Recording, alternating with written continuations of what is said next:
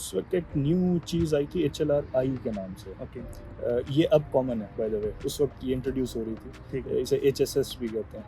तो HLR-I का मोबलिंग ने एक इंटरेस्टिंग सा समझें कि रेस कराई थी okay, between 3 vendors, okay, Siemens और नोकिया ओके, और मोटरोला। ओके, और मोबिलिंक ने ये कहा कि जी हम इन तीनों में से एक चूज़ करेंगे कॉन्सिक्वेंटली। ओके, तीनों को कहा कि आप अपने प्रोडक्ट्स डिप्लॉय करें और ओके, हमें डेमोस्ट्रेशन दें।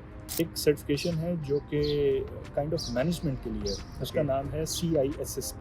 ओके, वो सर्टिफिकेशन ना करें, आप अभी न्यू हैं, आप स्टूडेंट हैं, तो वो सर्टिफिकेशन आपके लिए नहीं है। उस सर्टिफिकेशन के कंटेंट को, जो कि फ्रीली अवेलेबल है इंटरनेट पे, आपको इजीली मिल जाएगा, उसके कंटेंट को गो थ्रू करें। नॉर्मल जिस तरह हम बात कर रहे हैं, इसी तरह मैं कंप्यूटर से बात कर सकूं, तो मैं कंप्यूटर की काफ़ी चीज़ें जो थी पहले भी, हुँ, लेकिन वो क्योंकि मुझे उसके लिए सिंटैक्स लिखना था, मुझे वो करना था, उसकी निस्बत में आप काफ़ी ईजिली कर सकते हैं और जी, काफ़ी क्विकली कर सकते हैं। बिल्कुल, मैं डिपेंडेंट नहीं हूँ एक सॉफ्टवेयर हाउस पे, मैं डिपेंडेंट नहीं हूँ रिसोर्सेज पे और सारा कुछ। मैंने एक प्रॉम्प्ट खोलना है और मैंने इंटरेक्शन शुरू कर देंगे। बिल्कुल, फ्यूचर पे जिस तरह करें तो एटलीस्ट नेक्स्ट 5 इयर्स तक जो मैं फोर्सी करता हूँ, तो साइबर सिक्योरिटी काफ़ी इन है। Although with every passing day इसका स्कोप बढ़ ही रहा है, ठीक है। तो अभी वो स्टैटिक भी नहीं हुआ। तो उस लिहाज से तो मे बी ये 10-15 इयर्स जाए, लेकिन 5 इयर्स तक तो हम ईजिली देख सकते हैं।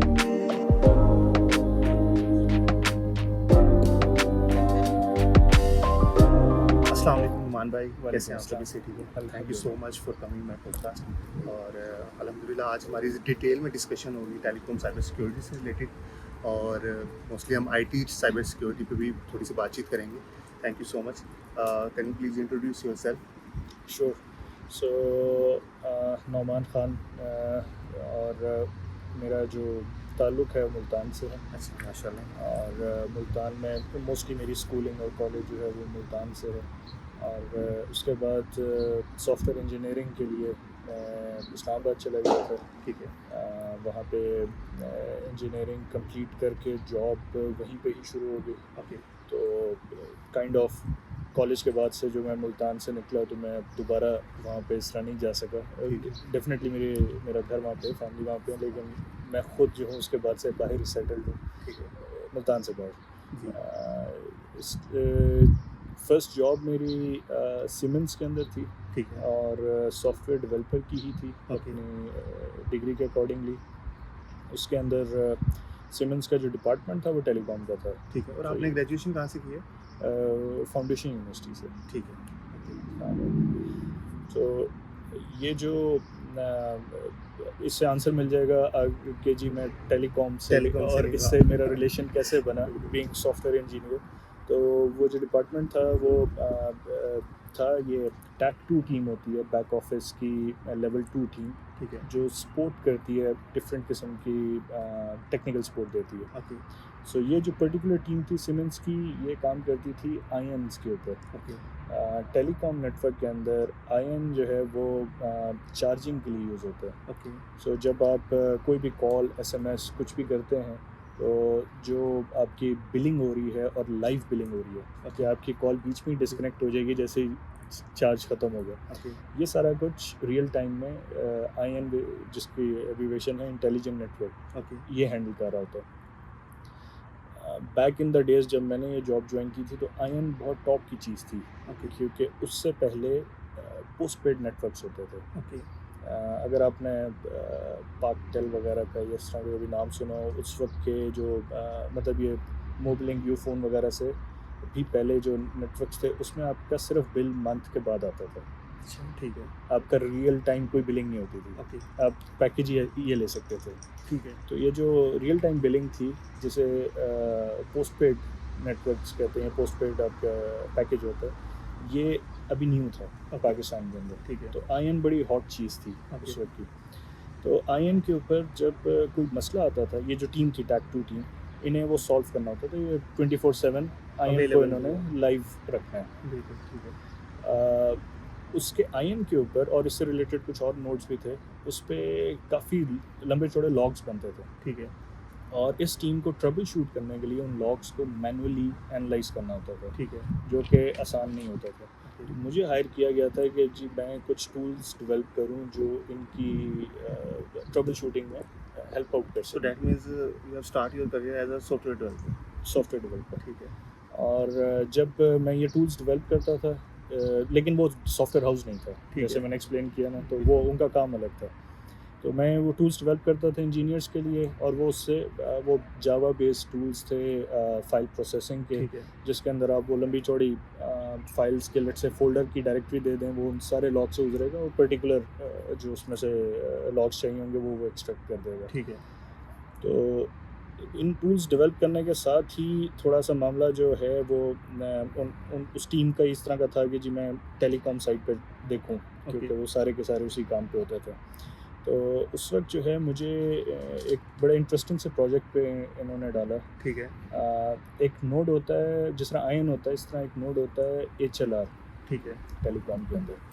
HLR जो है वो सेंट्रल डेटाबेस होता है। ओके। जितने हम इस वक्त मोबाइल नेटवर्क कनेक्शंस हमारे लाइव हैं, फॉर एग्जांपल आप मोबिलिंग से कनेक्टेड हैं, ठीक है। मैं भी मोबिलिंग से कनेक्टेड हूँ, हमारी जो लाइव इन्फॉर्मेशन है ये HLR के अंदर होती है। ठीक है। HLR को पता है कि आप कहाँ पे हैं, आप लेट से मुल्तान में हैं, इस्लामाबाद में, ताकि आपकी कॉल SMS वहाँ राउट हो एंड सो ऑन। ठीक है। तो उस वक्त एक न्यू चीज़ आई थी HLR-I के नाम से। ओके। ये अब कॉमन है बाय द वे, उस वक्त ये इंट्रोड्यूस हो रही थी। ठीक है। इसे HSS भी कहते हैं। तो HLR-I का मोबिलिंग ने एक इंटरेस्टिंग सा समझें कि रेस कराई थी okay. Between 3 vendors, okay. Siemens और नोकिया ओके। और मोटरोला। ओके। और मोबिलिंक ने ये कहा कि जी हम इन तीनों में से एक चूज़ करेंगे कॉन्सिक्वेंटली। ओके। तीनों को कहा कि आप अपने प्रोडक्ट्स डिप्लॉय करें और Okay. हमें डेमोस्ट्रेशन दें। ठीक है। तो मैं सीमेंस की तरफ से था, हम भी वो दिन रात हमने लगाए कि जी इसको सबसे पहले लाइव करना है, इसकी कैपेबिलिटीज़ दिखानी है। और ये तो वो काफ़ी इंटरेस्टिंग सा इंगेजमेंट रही। हमने सबसे पहले लाइव कर दिया था, ओके।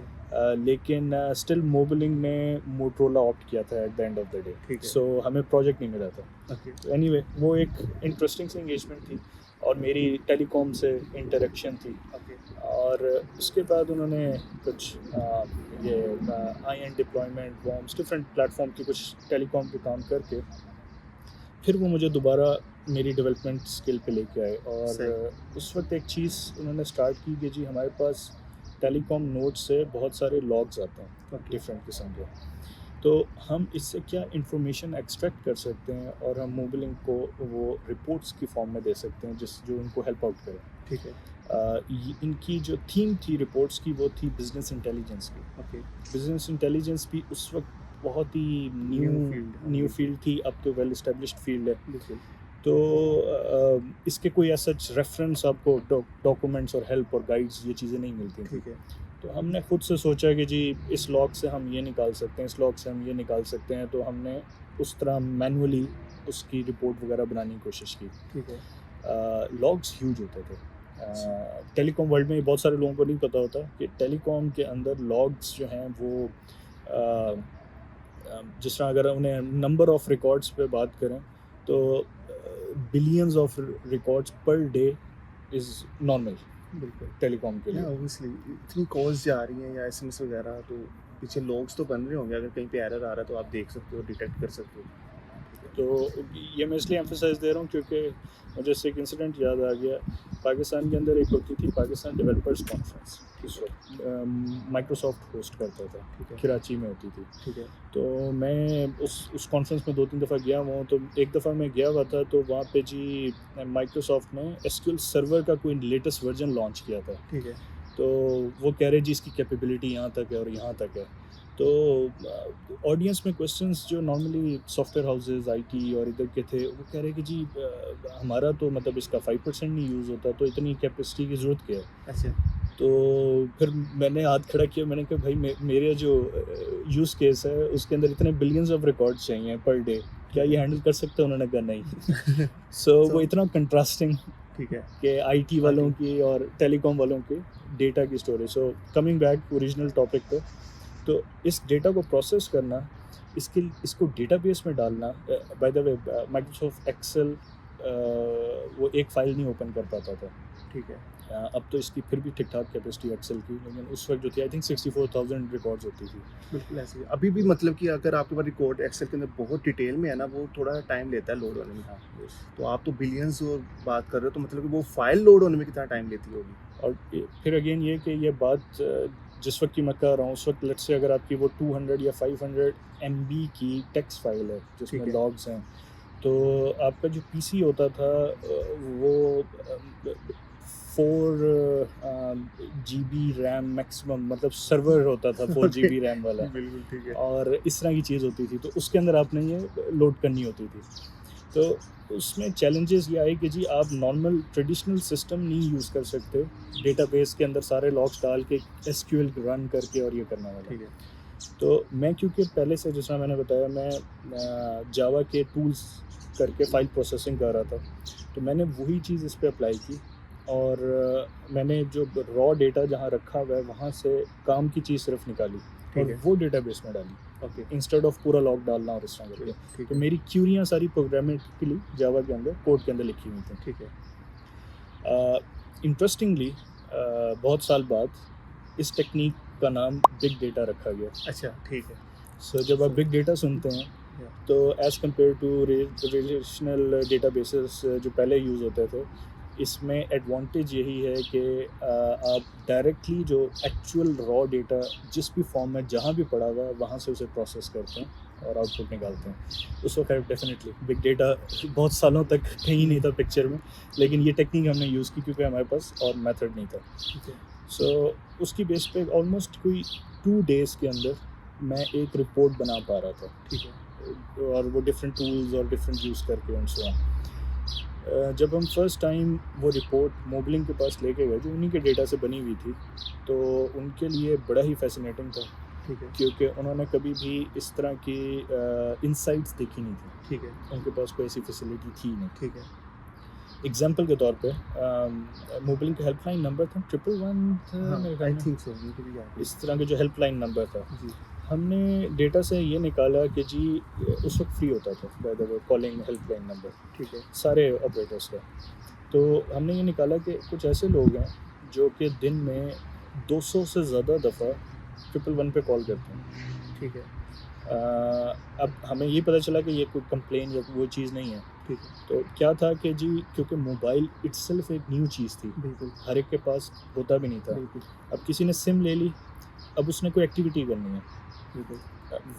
दूसरी एक्टिविटीज़ कॉल करने में SMS में पैसे लग रहे हैं, बिल्कुल। 111 फ्री है, तो वो दिन में वैसे ही 111 कॉल करेगा, उसकी अनाउंसमेंट सुनेगा, इधर उधर 1 2 3 करेगा या वो उस तक एजेंट तक पहुंच जाएगा ठीक है। और बातें शातें करके बंद कर देगा, ठीक है। और ये उसकी एक्टिविटी है। ठीक है। सो इस तरह की जब 200 कॉलें मैं दिन में कर रहा था तो नेटवर्क तो यूज़ हो रहा है, बिल्कुल। वो मोबलिंग के लिए तो ठीक ठाक लॉस था उस टाइम। बिल्कुल। तो उसके बाद जो है इन रिपोर्ट्स के बाद मोबलिंक ने इस पे एक मिनिमल सा चार्ज रखा था ठीक है। इस फ्रॉड को काइंड ऑफ रोकने के लिए। ठीक है। वो चार्ज अभी तक हैं और वो सारों ने फिर इंट्रोड्यूस किया एंड सो ऑन।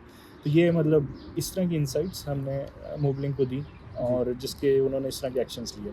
तो टिल नाउ मतलब कि आप अभी साइबर सिक्योरिटी में नहीं हो? मैं अभी तक साइबर सिक्योरिटी में नहीं, मैं डेवलपमेंट एंड टेलीकॉम में हूँ। ठीक है। तो अब मतलब कि आप साइबर सिक्योरिटी में कैसे आए हो? हाँ, सो जो पाकिस्तान का जर्नी था इसके अंदर तो फॉर एग्जांपल ये इस टूल को हमने पूरा प्लेटफॉर्म बनाया फिर, ठीक है। और इस प्लेटफॉर्म रिलेटेड भी एक काफ़ी इंटरेस्टिंग अगर हमें मौका मिला तो मे भी हम उस पर वापस आएंगे। मेरे उसके बाद मुझे मोबलिंक ने इसी टूल की वजह से हायर कर लिया, सीमेंस एनिसन बन गई थी और वहाँ से तो मैंने दोबारा इसी के ऊपर ही काम किया, लेकिन ये परफॉर्मेंस, बिजनेस इंटेलिजेंस और ये सारी फील्ड्स थी मेरी। मैं एक टूल पे काम कर रहा था जो अगेन इसी तरह डेटा और ये उठाने के लिए टेलीकॉम नेटवर्क के अंदर एक चीज़ होती है सिग्नलिंग। ठीक है। ये काइंड ऑफ रॉ आप समझें पल्सेस एक रफ टर्म में जो टेलीकॉम के नेटवर्क की कम्युनिकेशन है उसको सिग्नलिंग कहते हैं। तो उस टूल के ऊपर मैं काम कर रहा था जहाँ से मुझे वो वैसा डेटा उसे रीड वगैरह करना था। उससे सिमिलर नोड जो है उसकी एक पोजीशन थी जिसके लिए मैं सऊदी अरब में हायर हुआ। ओके। यानी कि मोबलिंग जहाँ पे आप काम कर रहे थे वहाँ से आप यहाँ सऊदी अरेबिया मूव ऑन हुआ, उनकी बदौलत कि कोई आपको अपॉर्चुनिटी नहीं मिली थी साइड से? मुझे मतलब मैं बीच में एक इस तरह का टाइम आया जब मैंने थोड़ी जॉब्स एक्सप्लोर करनी शुरू की। ओके, तो जब मैं अप्लाई कर रहा था तो मुझे मेरा एक क्लास फेलो था जो जिसको पता था यहाँ एक ओपनिंग का, तो उसने कहा कि जी आपकी जो रिक्वायरमेंट है उससे सिमिलर उस पर मोबिलिंग में काम कर रहा है। उन्होंने CV वगैरह रख ली। इमीडिएटली नहीं कोई प्रोसेस हुआ, कोई 2-1 महीने बाद उनकी कॉल आई ठीक है, और उन्होंने कहा कि जी इंटरव्यू होगा, ये होगा, वो होगा। वो सारे स्टेजेस गुजरे और मेरी सऊदीया जॉब हो गई। ओके, सऊदीया जब मेरी जॉब हुई तो वहाँ से मेरा टेलीकॉम साइबर सिक्योरिटी का जर्नी शुरू हुआ, जो कि अब तक 15 ईयर्स से मेरी फील्ड ये रही है। ठीक है।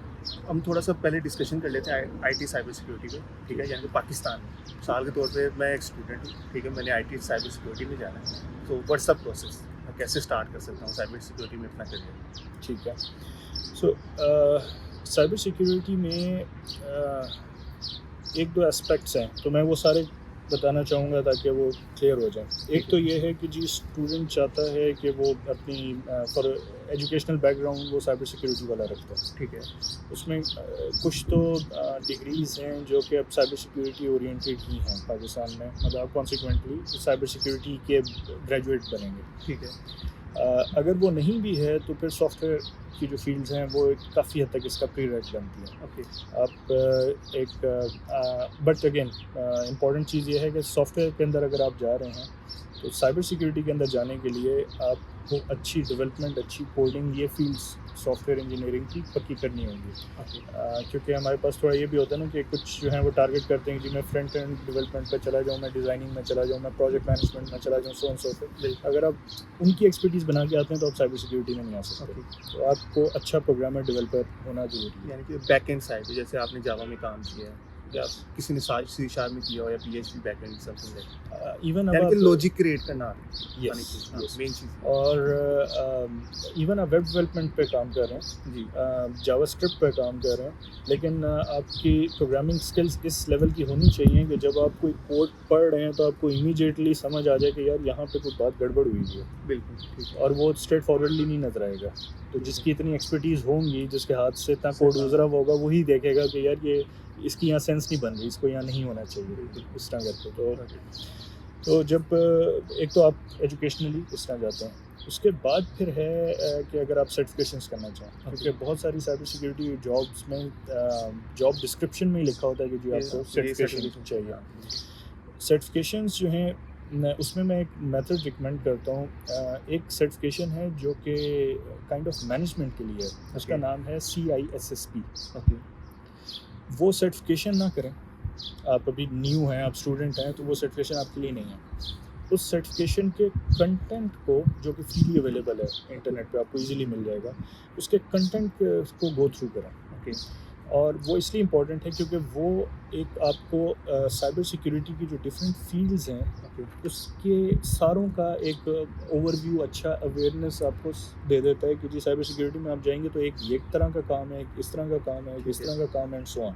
ठीक है, फिर अब आप ये देखें कि आपका इंटरेस्ट और आपकी लेट्स से स्किल सेट की बेस पे कौन सी फील्ड आपको सूट कर रही है, ओके, सब फील्ड साइबर सिक्योरिटी की, ओके, आप उसको टारगेट करें, उसके अंदर अपनी सर्टिफिकेशन और जर्नी जो है वो स्टार्ट करने की कोशिश करें। ओके, डेफिनेटली जॉब मार्केट आपको देखनी होगी उस वक्त की कि क्या सिचुएशन है, इसकी जॉब्स का क्या चल रहा है मामला, और इस तरह करके। लेकिन लोग क्या करते हैं कि for example introduction to cyber security तो आपने कर लिया, ठीक है, उसके बाद फिर वो आएँ बाएँ दाएँ के कोर्सेज उठा लिया, ये कर लिया, वो कर लिया, इस तरह बात नहीं बनेगी। इसलिए क्योंकि जब आप जॉब के लिए जाएंगे तो उन्हें एक स्पेसिफिक स्किल सेट का बनना चाहिए। बिल्कुल, तो आपकी वो बनी हुई नहीं होगी, आपकी CV में लिखा हो मैंने ये भी किया हुआ है, ये भी किया हुआ है, ये भी किया हुआ है, आप एक्सपर्ट नहीं वही कहूँगा, जैक ऑफ ऑल ट्रेड्स बंदा थोड़ा थोड़ा सीख तो वो नहीं चल पाता प्रॉपर। जब आप, क्योंकि जो भी डिपार्टमेंट से, छोटी कंपनीज में ठीक है आप मल्टीपल काम कर रहे होते हैं,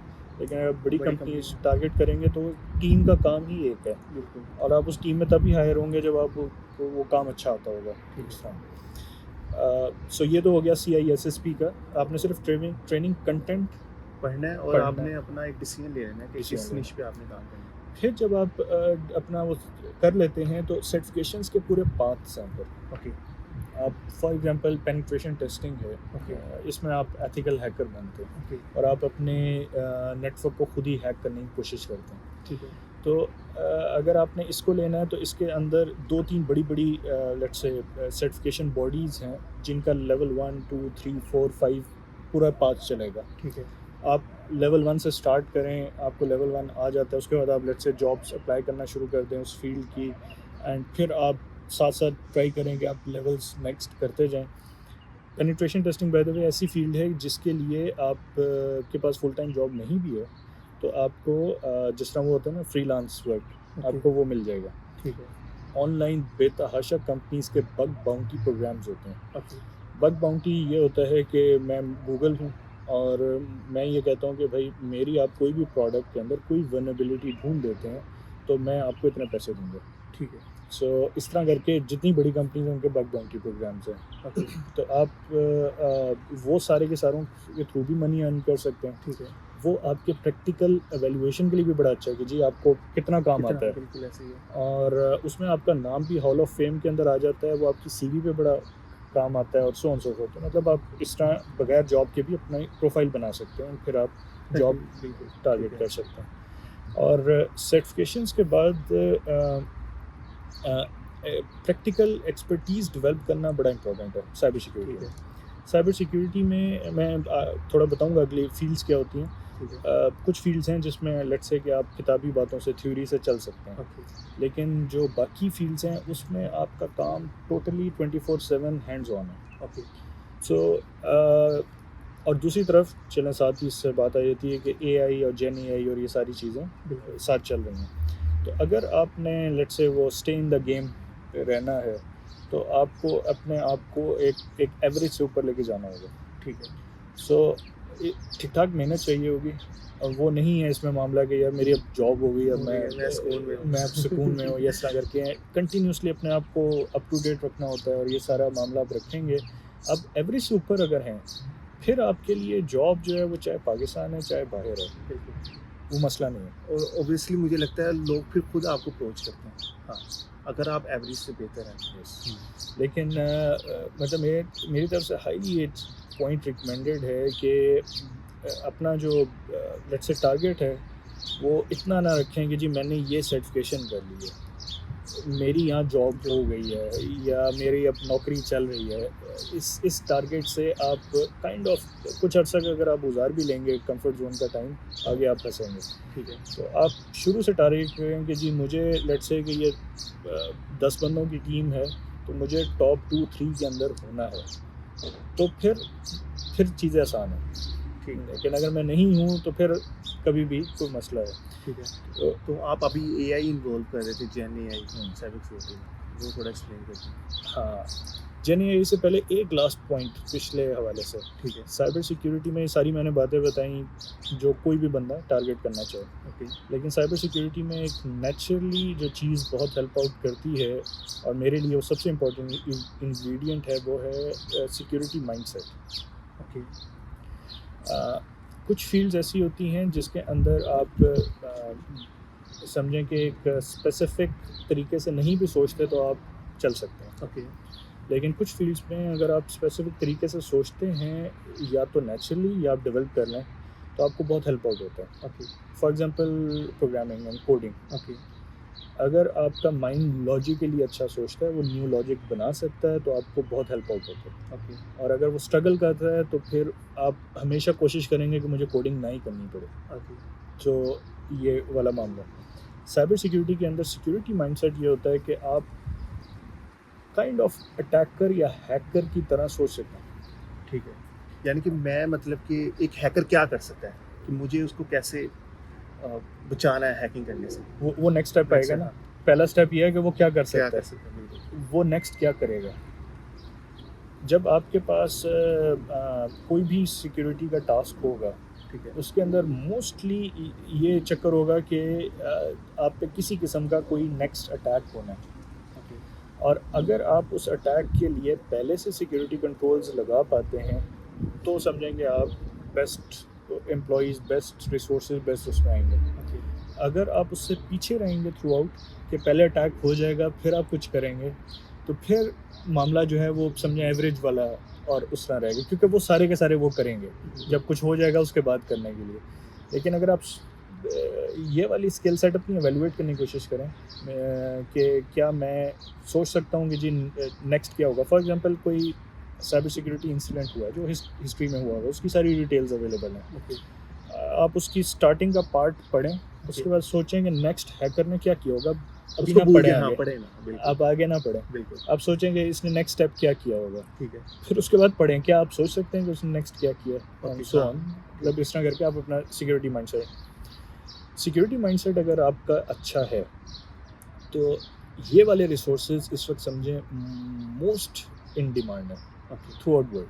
ओके, इसलिए मैंने आपको रीज़न बता दें, बिल्कुल, क्योंकि आप प्रोटेक्ट कर लेंगे अपनी ऑर्गेनाइजेशन को बिफोर डैमेज से। ओके, तो इस पे बड़ा मैं एम्फेसिस दूंगा कि ये चीज़ देखें, और जिसका है वो इस फील्ड में लाजमी है, बिल्कुल। क्योंकि वो बहुत प्रोग्रेस कर सकता और है। मुझे लगता है ये काफ़ी यूनिक भी है, एक स्पेसिफिक निश है। यस, होता यही है लॉजिकल अगेन प्रोग्रामिंग में भी, क्योंकि सॉफ्टवेयर डेवलपमेंट तो बहुत सारे रिसोर्सेज कर रहे होते हैं। अच्छा डेवलपर में क्या फ़र्क आता है, वो यही आता है, वही टूल्स हैं, वही जावा है, वही सिंटेक्स है, वही बुक्स उसने पढ़ी हुई हैं, सारा कुछ है। वो सोच लेता है कि यार मैं यहाँ पे ये फंक्शन लगाऊंगा, ये लूप लगाऊंगा, ये इनहेरिटेंस करूँगा, सो ऑन सो फोर्थ, और ये काम हो जाएगा। और दूसरा सोचते रह जाता है कि यार कैसे क्या करना है, बिल्कुल, मैं बुक पढूँ, मैं स्क्रिप्ट ढूंढूँ नेट से, मैं ये करूँ, मैं वो डाउनलोड करूँ और ट्राइयाँ करूँ। बिल्कुल, तो वो जो सोच पाता है उसको एज है। सो साइबर सिक्योरिटी में भी जो ये सोच पाता है कि नेक्स्ट क्या होने वाला है, उसको काफ़ी एज है। और जो इसका उल्टा है वो बड़ा स्ट्रगल करता है। फॉर एग्जांपल वो बंदा जो कि इस उसमें रहता है कि यार सब कुछ सिक्योर कर लिया है, अब तो कुछ नहीं हो सकता, ओके, वो सबसे ज़्यादा मार खाता है। ठीक है, क्योंकि उसके लिहाज से वो आप समझेंगे वो इस मोड में होता है कि यार अब कुछ गलत नहीं होगा। वो उसने अपनी तरफ से सेटिस्फाई हो गया कि यार अब नहीं मतलब कुछ गलत हो गया। और वो बंदे वो नॉर्मली वो सबसे ज़्यादा फिर स्ट्रगल करते हैं जो इस उसमें हो ना, कंफर्ट जोन में आ जाएं कि जी कंट्रोल्स लग गए हैं, ठीक है, सारा मामला हो गया तो अब रिलैक्स है। नहीं, ऐसा साइबर सिक्योरिटी में नहीं आता। ठीक है, और आपने आईटी इसका Gen एआई AI का, जेन एआई का देखिए, जेन एआई जो है ना डिफरेंट तरीक़ों से एक्सप्लेन की जाती है, मैं एक अपने तरीके से एक्सप्लेन करता हूँ। जो जेन एआई से पहले हम कंप्यूटर से जो इंटरेक्ट करते थे वो हम करते थे through programming and coding, okay, और उसका एक स्पेसिफिक सिंटेक्स आपको आता है तो आप उस तरह करेंगे। और वो सिंटेक्स भी ये है कि अगर आपने ए से बी करना है तो आपको ठीक ठाक चेंज करना है सिंटेक्स में, सो ऑन। जो जेन एआई का सबसे बड़ा एडवांटेज है वो ये है कि हम नेचुरल लैंग्वेज प्रोसेसिंग यूज़ करते हुए ओके, हम कंप्यूटर से इंटरेक्ट कर पा रहे हैं।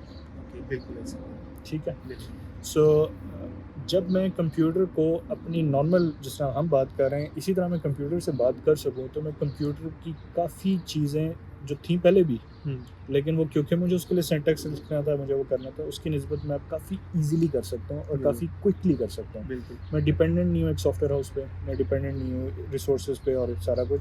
मैंने एक प्रॉम्प्ट खोलना है और मैंने इंटरेक्शन शुरू कर देंगे।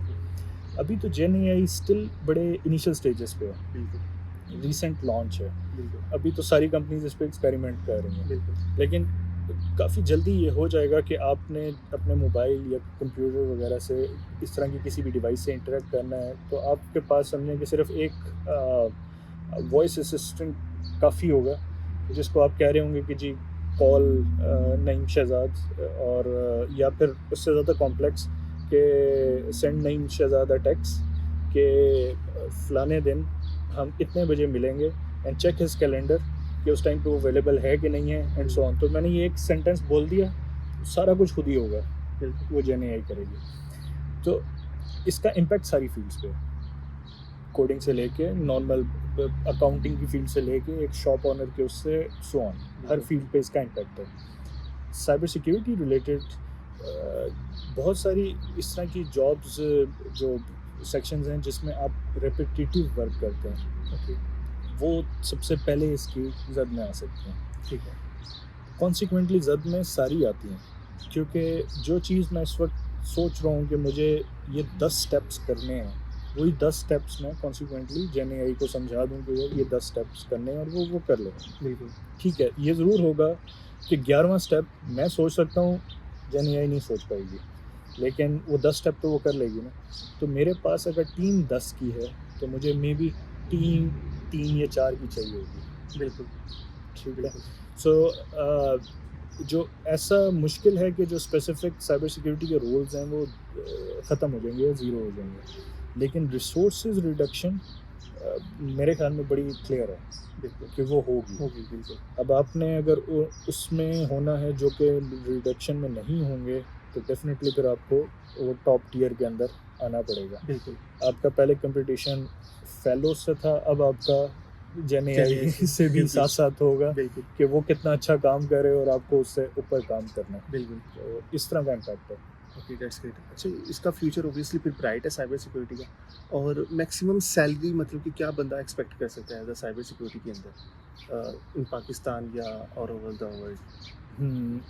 फ्यूचर पे जिस तरह करें तो एटलीस्ट नेक्स्ट 5 इयर्स तक जो मैं फोर्सी करता हूँ तो साइबर सिक्योरिटी काफ़ी इन है। Although with every passing day इसका स्कोप बढ़ ही रहा है, ठीक है, तो अभी वो स्टैटिक भी नहीं हुआ। तो उस लिहाज से तो मे बी 10-15 ईयर्स जाए, लेकिन 5 इयर्स तक तो हम इजीली देख सकते हैं। अच्छा, 5 इयर्स के बाद अगर नहीं होगी तो क्यों नहीं होगी? वो ये कि अगर जेन एआई और ये चीज़ें इतनी स्ट्रॉन्ग हो गई कि कि आपको वो ही साइबर, सिक्योर कर रही है चीज़ें। हाँ, तो आपको बहुत ही थोड़े से रिसोर्सेज चाहिए, बहुत थोड़े से वो चाहिए, तो फिर इसकी फील्ड को डज़ लग सकती है रिसोर्सेज पॉइंट ऑफ व्यू से। लेकिन इसमें एक ये भी पॉइंट आता है ना कि जेन एआई हमने बनाया मिसाल के तौर पे, ठीक है? तो हमने उसको यूटिलाइज़ कैसे करना है स्पेसिफिक चीज़ों के लिए, ठीक है? ये हमारी यानी कि हम एज़ अ एम्प्लॉयी भी किया जा सकता है ना, मतलब कि आने वाले वक़्त में Yes. जेन एआई साइबर सिक्योरिटी के अंदर डिमांड इंक्रीज़ होगी एम्प्लॉइज़ की। हम्म।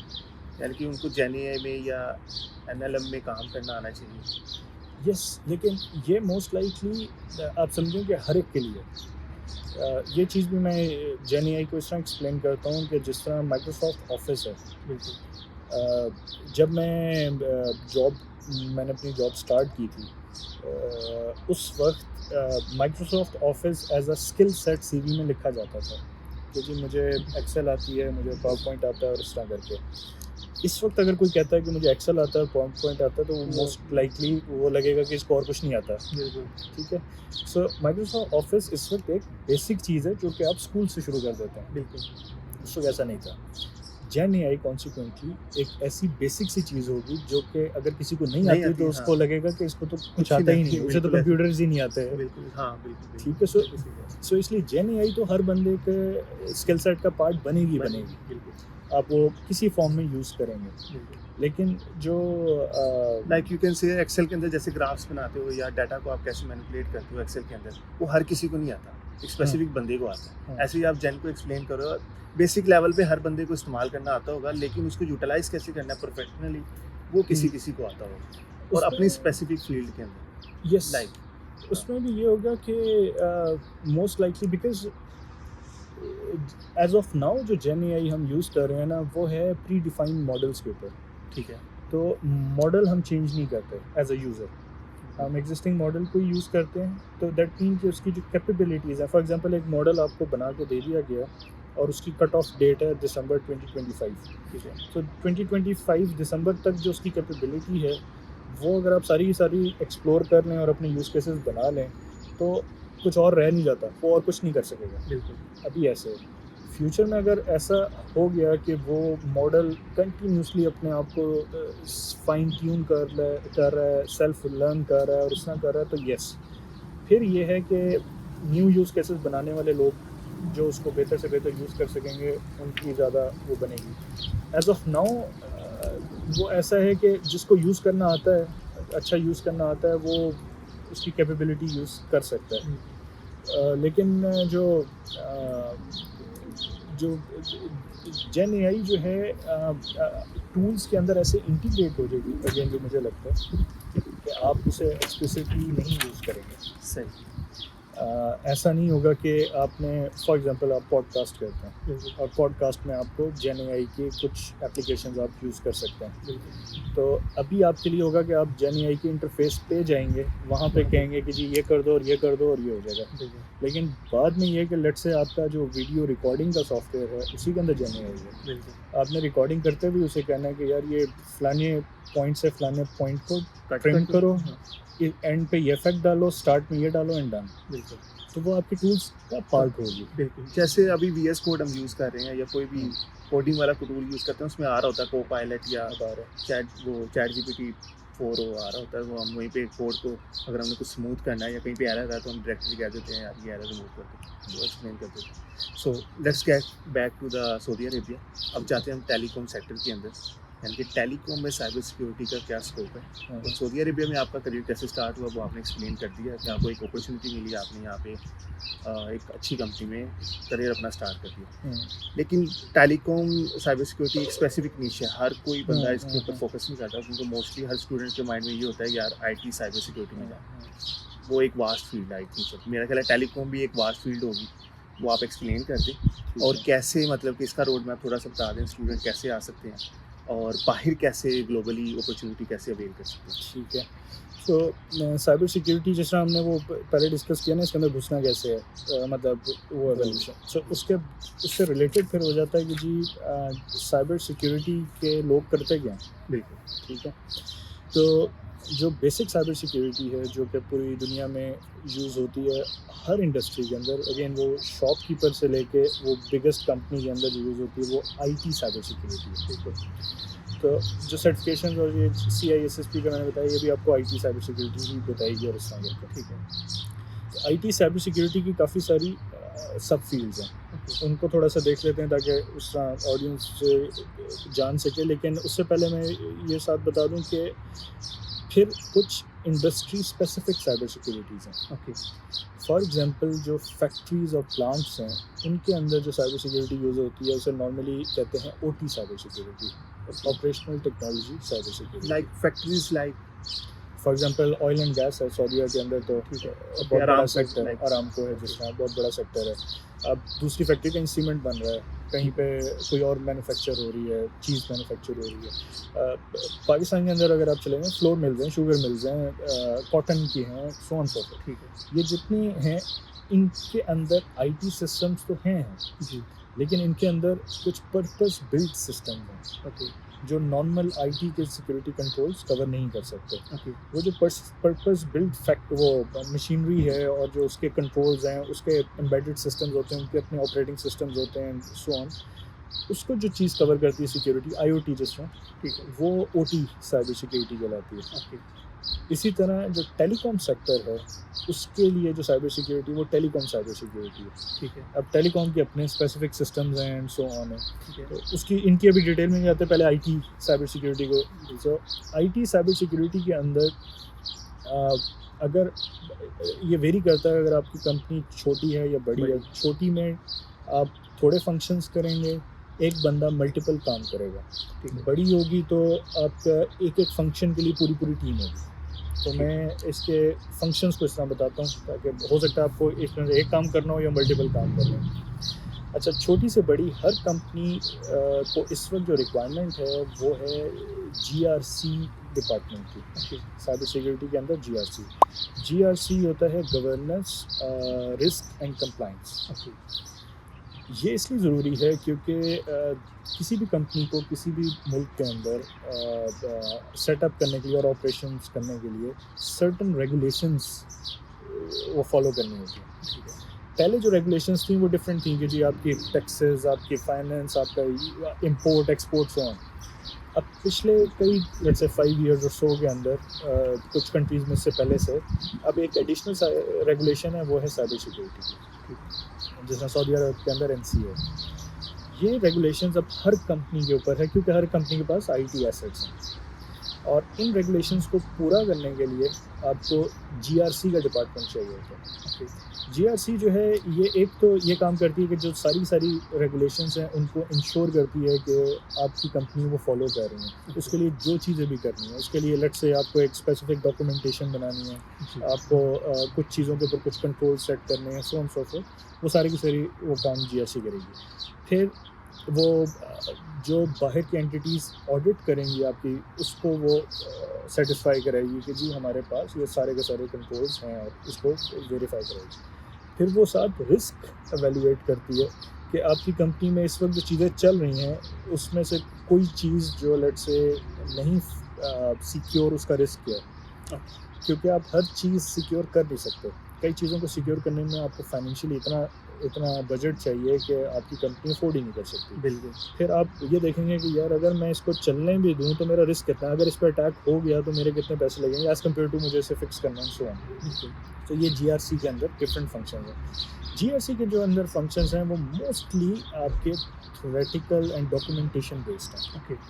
आपको हैंड्स ऑन इसमें काम नहीं करना। हैंड्स ऑन से मुराद मैं वही ले रहा हूँ कि आपने कोडिंग से रिलेटेड एक्चुअल जो कनेक्शंस हैं उसका एनालिसिस, लॉग एनालिसिस, ये इसके अंदर नहीं करना।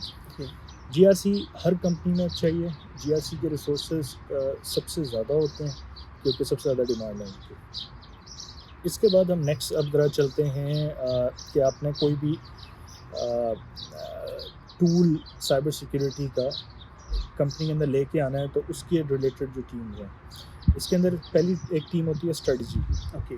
स्ट्रेटजी में ये बनाना है कि जी आपकी कंपनी के अंदर क्या क्या चीज़ें चाहिए, कितने अरसे में हमें कहाँ पहुँचना है चाहिए।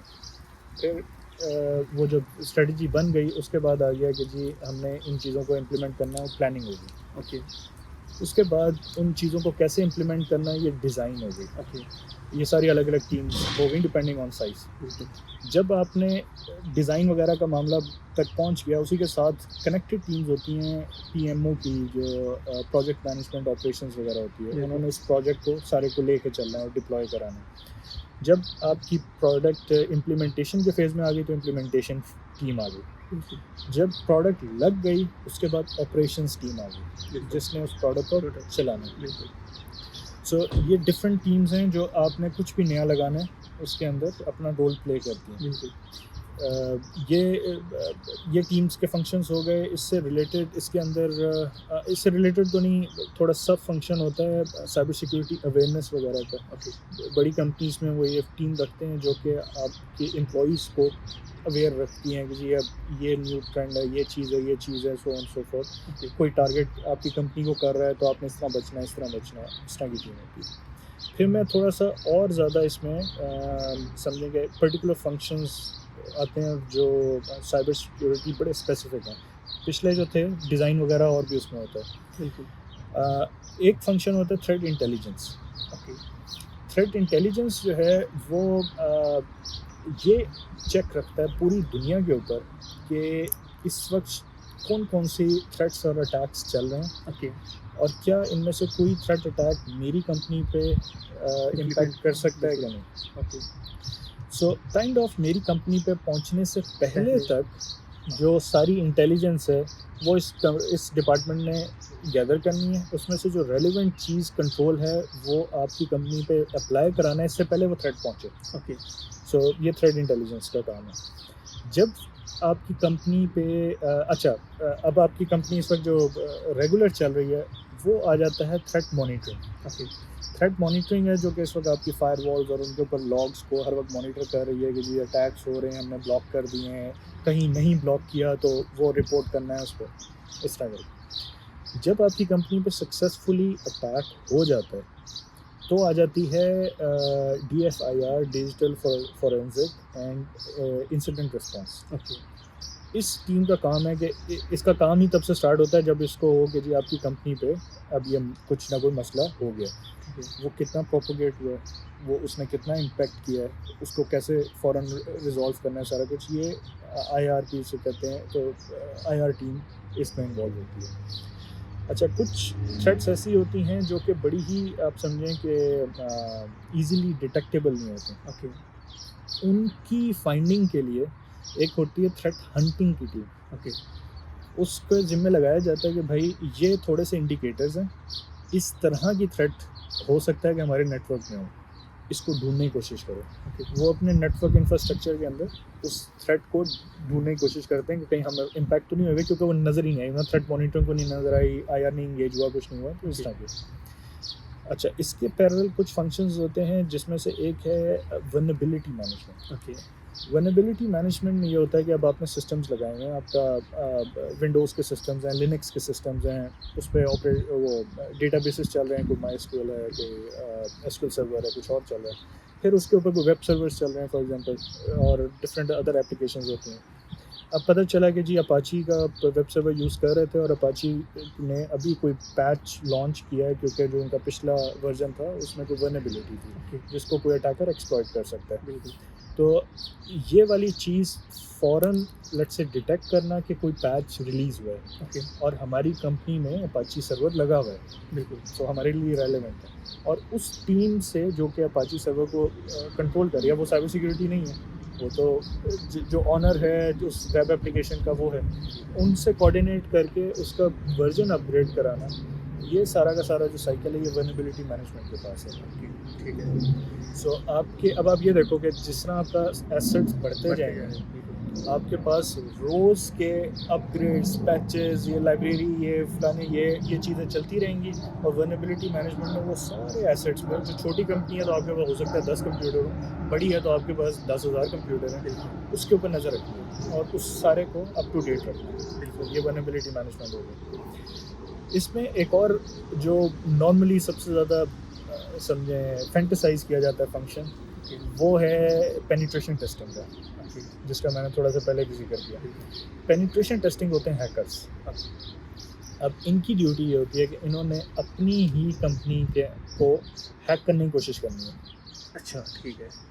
सो लाइक मैं अगर मोबलिंग में काम करता हूँ और मैं पेनिट्रेशन टेस्टिंग के अंदर हूँ, तो मैंने मतलब कि मोबलिंग को हैक करना है किसी न किसी तरीके से, यानी कि कुछ भी मैंने हैक करना है। नहीं, एक स्पेसिफिक टारगेट होता है। हाँ, स्पेसिफिक टारगेट होता है। इनकी अपनी एक्सरसाइजेज होती हैं, इनके अपने टारगेट्स होते हैं। फॉर एग्जांपल आप एक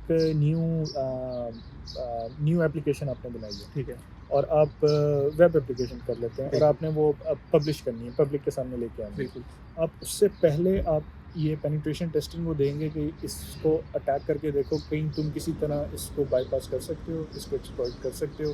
तो ये तो हो गया एक प्रोसेस का पार्ट। कोई भी न्यू चीज़ लॉन्च करने से पहले आपने पेनिट्रेशन टेस्टिंग के थ्रू गुजारी। बिल्कुल, दूसरी एक्सरसाइजेज इस तरह की भी होती हैं कि जिसको रेड टीमिंग और ब्लू टीमिंग भी कहा जाता है, कि जो आपकी थ्रेट मॉनिटरिंग थी, जो हमने देखा कि जी उसने हर वक्त नज़र रखी हुई है नेटवर्क के ऊपर, थ्रेट्स के ऊपर, उसको चेक करने के लिए क्या वो हर किस्म का अटैक डिटेक्ट कर पा रही है कि नहीं। ओके, जो पेनिट्रेशन टेस्टर्स हैं वो हैकर की तरह अटैक करेंगे बिल्कुल, और उनकी कैपेबिलिटी चेक करेंगे कि हम क्योंकि एक्चुअल अटैक को डिटेक्ट कर पाएंगे कि नहीं। बिल्कुल, तो वो सारा का सारा अगर उन्होंने अटैक डिटेक्ट कर लिया, ब्लॉक कर लिया, तो अच्छा है। अगर कुछ भी बाईपास हो गया तो ये कंपनी के लिए प्रॉब्लम है और उन्हें उसे फिक्स करना है। बिल्कुल, फिर इसमें एक और चीज़ ये होती है कि आपके पास लेट्स से ईयरली टारगेट्स हों ओके, कि जी आपने एक सीक्वेंस के अंदर डिफरेंट एप्लीकेशंस जो आपके पास हैं उनमें मैं इस मंथ में मैंने ये 5 एप्लीकेशंस पे पेनिट्रेशन टेस्टिंग करनी है, नेक्स्ट में मैंने इन पे करनी है, नेक्स्ट में उन पे करनी है। तो इस तरह करके,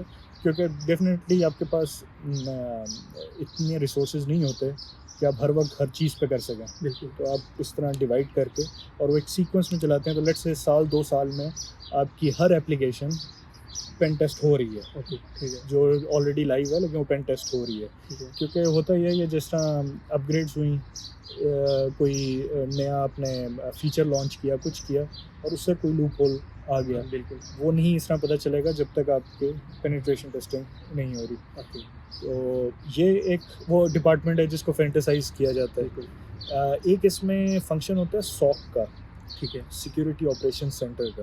ओके, सॉक के पास वेरियस फंक्शंस होते हैं। फॉर एग्जांपल जो आपके पास डिफरेंट कंपनी के अंदर आपने डिफरेंट किस्म के ऑथराइजेशंस देनी है। ओके, आप ये कह रहे हैं कि जी ये फ़लाना सर्वर जो है मुझे अपने प्रोजेक्ट के लिए इसका एक्सेस चाहिए कंपनी के अंदर ही। तो ये वाले एक्सेस और इस तरह की जो डिफरेंट चीज़ें हैं वो भी सॉक मेंटेन करती है और डिफरेंट किस्म के चीज़ें सॉक के पास होती हैं। सॉक एक बड़ा डिपार्टमेंट होता है, ये 24/7 चलता है। ओके, थ्रेट मॉनिटरिंग भी बाय द वे 24/7 चलता है, तो इनके रिसोर्सेज ज़्यादा होते हैं। फिर एक चीज़ होती है access control. Okay, access control वो है जो कि आपके क्रेडेंशियल्स को, एक्टिव डायरेक्टरी को, इस सारे को मेंटेन करती है और इस सारे को वो एसएसओ होते हैं ना, सिंगल साइन ऑन का कॉन्सेप्ट, वो भी इनके पास होता है कि आप अपने कंपनी के क्रेडेंशियल से आप आउटलुक भी लॉगिन कर रहे हैं, आप ये सर्वर ए भी लॉगिन कर रहे हैं, सारा कुछ। तो वो कहाँ से पीछे कनेक्टेड है, ये एक्सेस कंट्रोल के पास है, ये सारा का सारा मामला। ठीक है, तो इनके अपने ये हैं एक्सेस जहाँ भी आपको चाहिए होगा, उसका डिज़ाइन भी कि वीपीएन लॉन्च करना है, वीडीआई लॉन्च करना है, कोई और टेक्नोलॉजी लॉन्च करनी है, रिमोट एक्सेस देना है, नहीं देना, सो ऑन सो फोर्थ, वो एक्सेस कंट्रोल इसको हैंडल कर रही होती ओके, है। ठीक है। तो जनरली स्पीकिंग मतलब ये जो जितनी भी- वेरियस किस्म की फील्ड्स हैं, इसमें सिमिलर स्किल सेट भी कुछ बेस का तो चाहिए, लेकिन फिर ऊपर लेवल पे डिफरेंट स्किल सेट है। ठीक है, फॉर एग्जांपल अगर मैं वल्नरेबिलिटी मैनेजमेंट का बंदा हूँ, ठीक है। तो मेरा स्किल सेट ये है कि मुझे हार्डवेयर सॉफ्टवेयर इनकी लाइब्रेरीज, लिनक्स एंड ये जितना कुछ है ऑपरेटिंग सिस्टम्स के अपग्रेड्स और ये वो, इन सारों का अच्छा आइडिया होना चाहिए, तो ही मैं उसको फ़ौरन समझ सकता हूँ और मैं ऑनर से उसको अपग्रेड करा सकता हूँ, सो ऑन। बिल्कुल। पेनिट्रेशन टेस्टर के तौर पे कमिंग बैक टू जहाँ से हमने बात स्टार्ट की थी, मैं अगर अच्छा कोडर हूँ तो जब मेरे सामने वो एप्लीकेशन आएगी तो ठीक है, कुछ मेरे पास सेट ऑफ टेस्ट्स होंगे जो मैं परफॉर्म करूँगा, बिल्कुल। लेकिन उसके अलावा वो मैं उस कोड को जब स्टडी करूँगा और देखूँगा कि यार ये किसी तरह एक्सप्लॉइट तो नहीं हो सकता, इसको मैं ये ट्राई करूँ, इसको मैं ये ट्राई करूँ। ठीक है, अनलेस मैं अच्छा कोडर हूँ, मैं एक कोड को एवेल्युएट नहीं कर सकता। ठीक है। एक बेस लेवल का कर सकता हूँ टूल्स के थ्रू, लेकिन एडवांस लेवल का मैं तभी कर सकूँगा जब मैं कोड को अच्छी तरह समझता हूँ बिल्कुल, और उस पर्टिकुलर लैंग्वेज को अच्छी तरह समझता हूँ जिसमें वो बना हुआ है। बिल्कुल। तो इसलिए जो स्किल सेट इसके लिए चाहिए वो लेट्स से उसका वल्नरेबिलिटी मैनेजमेंट का डिफरेंट है।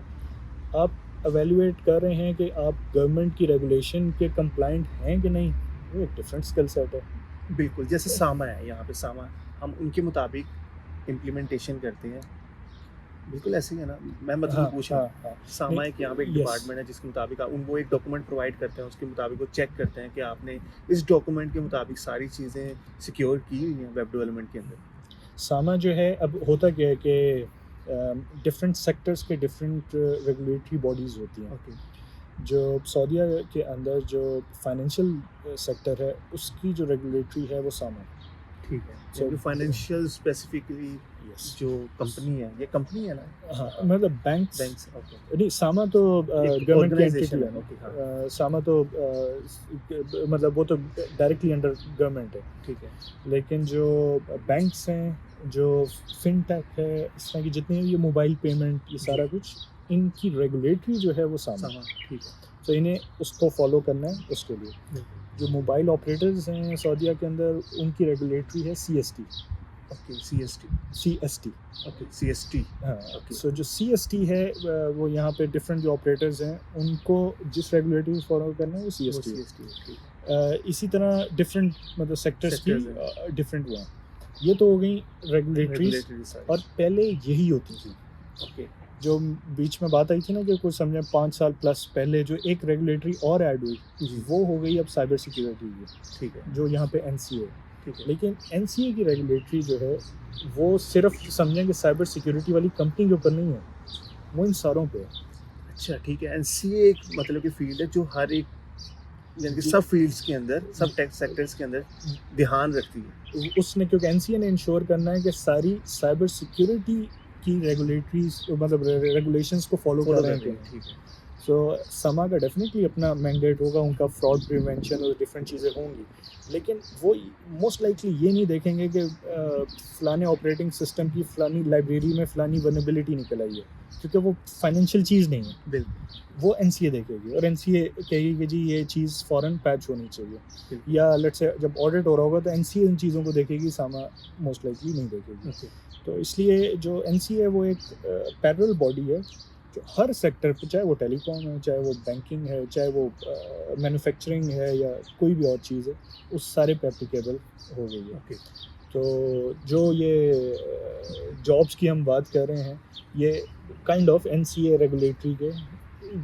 के अलाइनमेंट में आती हैं, GRC स्पेशली। ओके, ठीक है। Thank you so much. मेरा ख्याल है ये बहुत ज़्यादा हेल्पफुल था, मतलब कि आपने डिटेल में सारा बता दिया। मेरा ख्याल है सारे स्टूडेंट्स को एक माइंडसेट बन गया होगा कि यार हमें इस फील्ड में आना चाहिए या नहीं आना चाहिए, और उसके बाद उस फील्ड में सब फील्ड्स कौन कौन सी हैं और किस तरह से काम चलता है। Thank you so much. अब हम आते हैं टेलीकॉम सेक्टर की तरफ। ठीक है। ठीक है, टेलीकॉम सेक्टर में साइबर सिक्योरिटी में कैसे, मतलब कि क्या रुझान है, या ठीक है। सऊदी अरेबिया में क्या अपॉर्चुनिटीज़ हैं, ठीक है, और इसके बारे में भी थोड़ा डिटेल में बताएं कि मतलब कि हम कैसे ये अपॉर्चुनिटी अवेल कर सकते हैं, कैसे स्टार्ट कर सकते हैं सब चीज़ें। ठीक है। अच्छा, जिस तरह IT साइबर सिक्योरिटी के लिए प्रीरेक था ना, सॉफ्टवेयर डेवलपमेंट, कोडिंग और ये वो चीज़ें अच्छी थी, टेलीकॉम साइबर सिक्योरिटी के लिए प्रीरेक है टेलीकॉम नेटवर्क की अपनी अच्छी एक्सपर्टीज। पाकिस्तान में टेलीकॉम इंजीनियरिंग होती है, टेलीकॉम की डिफरेंट वो है, बहुत पहले से mobile, Ufone, Telenor, different operators चलते रहे हैं, तो उसमें बहुत सारे रिसोर्सेज काम करते रहे हैं, तो मार्केट में एक्सपर्टीज़ है टेलीकॉम की है। तो अगर कोई इस फील्ड में जाना चाहता है टेलीकॉम साइबर सिक्योरिटी में, तो पहले तो हाईली रिकमेंडेड है कि वो हाथ साफ करे टेलीकॉम की मोस्ट लाइकली कोर नेटवर्क के ऊपर। ओके वो एक्सेस भी टारगेट कर सकता है, ये बेसिकली डिफरेंट सेक्शंस हैं टेलीकॉम के। Okay. तो जो एक्सेस है उसे रैन भी कहते हैं। ओके ये होते हैं मोबाइल टावर्स। इस सेक्शन को भी टारगेट कर सकता है कोई साइबर सिक्योरिटी के पॉइंट ऑफ व्यू से, लेकिन अभी ग्लोबली एक्सेस की साइबर सिक्योरिटी इतनी मैच्योर नहीं हुई, उसमें जॉब्स कम है। ओके तो जो ज़्यादा इस वक्त टारगेटेड भी है अटैक्स के पॉइंट ऑफ व्यू से, वो कोर नेटवर्क है। ओके तो जो कोर की एक्सपर्टीज़ अच्छी डेवलप कर सके, वो काइंड ऑफ प्रीरेक है। ठीक है अब उसके अंदर एक्सपर्टीज़ किस तरह की चाहिए होती है। टेलीकॉम के अंदर कुछ टेलीकॉम स्पेसिफिक प्रोटोकॉल्स हैं। आईटी के अंदर आप नॉर्मली आईपी और टीसीपी आईपी के ऊपर ही सारी कॉरस्पॉन्डेंस करते हैं और इसी से यूज़ टू होते हैं। ठीक है टेलीकॉम के अंदर कुछ प्रोटोकॉल्स हैं, जिस तरह SS7, okay diameter, GTP, SIP by the way IT के अंदर भी यूज़ होता है, वॉइप के अंदर, कॉल सेंटर्स के अंदर, लेकिन टेलीकॉम में बहुत हेविली यूज़ होता है, एंड और प्रोटोकॉल्स हैं। ओके ये क्या करते हैं कि जिस तरह पहले तो चले मैं ये सेग्रीगेशन कर देता हूँ इन प्रोटोकॉल्स की, कि जो SS7 प्रोटोकॉल है वो यूज़ होता है 2G एंड 3G नेटवर्क्स में। ओके डायमीटर प्रोटोकॉल यूज़ होता है 4G के अंदर, ओके और सिप प्रोटोकॉल जो है वो भी 4G के अंदर यूज़ होता है, 5G में भी यूज़ होगा। जो GTP प्रोटोकॉल है वो इन सारी जनरेशन्स में है, उसके वर्जन अपग्रेड्स होते हैं, लेकिन वो इन सारों में चल रहे हैं। ओके जो जब आप एज अ मोबाइल यूज़र, आपके पास मोबाइल फ़ोन है, आपने मोबाइल फ़ोन में पहली दफ़ा सिम डाली और उसे ऑन किया, तो क्रॉसपॉन्डेंस शुरू हो जाती है आपके नेटवर्क के साथ। वो जो क्रॉसपॉन्डेंस हो रही है, अगर आप 2G और 3G नेटवर्क के अंदर हैं, तो वो क्रॉसपॉन्डेंस मोस्टली हैंडल की करता है SS7 प्रोटोकॉल। ओके और वो किस तरह की होती है? सबसे पहले तो ये कि जब हमारे पास लैंडलाइन नंबर्स होते थे पहले, ठीक है तो आपको ये जानने की ज़रूरत नहीं है कि इस वक्त नईम कहाँ पे है फिज़िकली, इसलिए क्योंकि जहाँ पे वो फ़ोन रखा हुआ है, आप सिर्फ वहीं कॉल अटेंड कर सकते हैं, तो आप वहीं हैं।